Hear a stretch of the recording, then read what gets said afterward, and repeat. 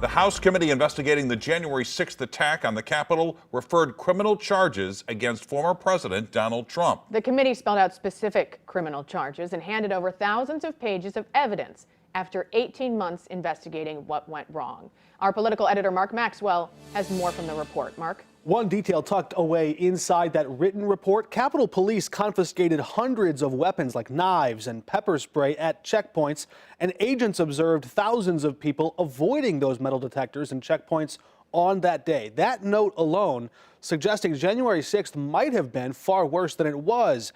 And now the House committee suggested former President Trump should join the 964 other people already charged with crimes on that day.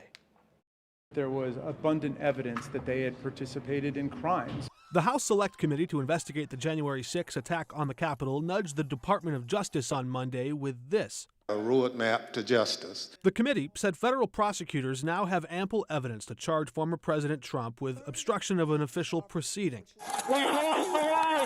conspiracy to defraud the U.S., I only need 11,000 votes, conspiracy to make a false statement. Tens of millions of Americans had been persuaded by President Trump that the 2020 election was stolen by overwhelming fraud, and inciting an insurrection.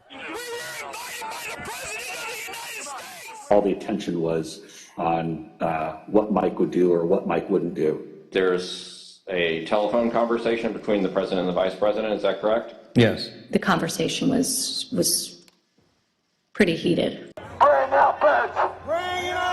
It was clear that it was escalating and escalating quickly.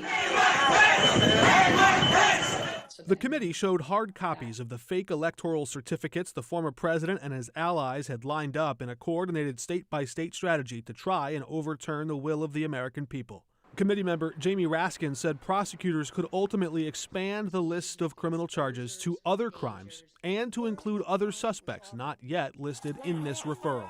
And of course, that's ultimately going to be up to the Department of Justice.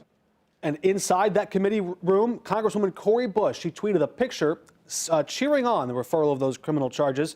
That decision now rests with special counsel Jack Smith, a former federal prosecutor who has independent prosecutorial judgment to decide whether charges should be brought in both cases, January 6th and the classified documents seized from Mar-a-Lago.